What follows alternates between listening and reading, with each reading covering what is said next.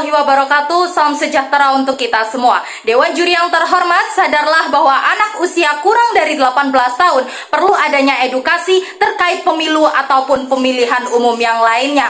Saya akan membagi argumentasi saya menjadi 6 pembahasan. Yang pertama, pembingkaian perdebatan. Usia di bawah 18 tahun yang telah menyelesaikan jenjang pendidikan, berarti anak dengan rentang usia pendidikan dasar ataupun SD sampai pendidikan menengah ataupun SMP.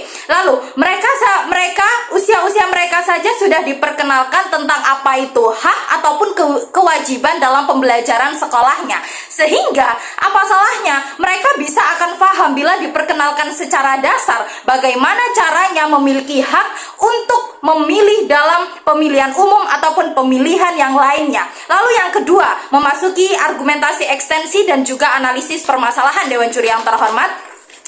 Penting adanya pembekalan untuk dapat paham akan adanya hak untuk memilih, terlepas dari usianya yang memang belum memenuhi syarat dalam proses pemilihan suara pada pemilu ataupun pilkada ataupun pemilihan yang lainnya. Setidaknya mereka ini akan melek terhadap dasar-dasar pemilihan dan nantinya akan menjadi masyarakat yang paham betul akan pentingnya politik di Indonesia. Tidak seperti pada kasus-kasus yang sedang marak terjadi sekarang, terutama pada saat Pilpres tahun 2024 kemarin, yang dimana dilansir dari adanya kompasiana.com, sebanyak 65,9% generasi Z saat ini tidak paham betul akan esensi pada pilpres yang ada. Mereka hanya FOMO atau ikut-ikutan saja karena adanya tren dan juga viral di media sosial. Namun mereka tidak tahu betul apa maksud dari apa yang mereka pilih tersebut.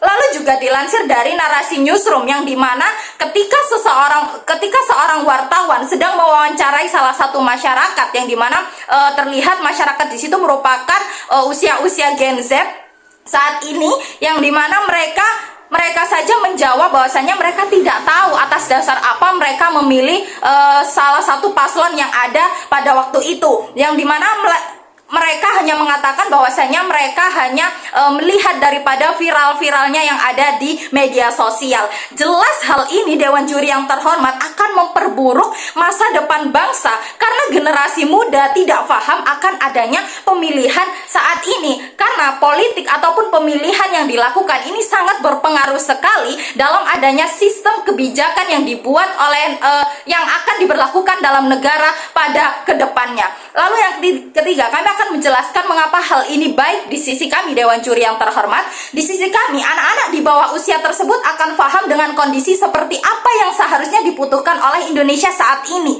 Mereka akan melek dengan adanya perubahan. Lalu di sisi kami tidak akan merubah kebijakan persyaratan usia dalam pemilu. Namun yang perlu kami garis bawahi Dewan Juri yang terhormat, hal ini sebagai pembelajaran dasar untuk para generasi muda selanjutnya. Dengan ini kualitas SDM meningkat akan ada di sisi kami. Lalu mengapa hal ini buruk di sisi mereka Dewan Juri yang terhormat? Mereka sama saja tidak peduli akan kemajuan bangsa Indonesia yang ada, karena anak-anak itu nantilah yang akan meneruskan Indonesia ke depannya. Lalu perlu dipertanyakan mengapa Dewan Kontra tidak menyetujui adanya mosi ini. Apakah Dewan Kontra memiliki misi rahasia yang menguntungkan pribadi dan golongannya? Sehingga solusi yang jelas saya berikan di sini adalah siswa-siswi di bawah 18 tahun harus tetap diberikan edukasi tentang bagaimana caranya untuk hak yang mereka inginkan dapat dilakukan tanpa adanya paksaan dalam pemilihan umum ataupun pemilihan yang lainnya.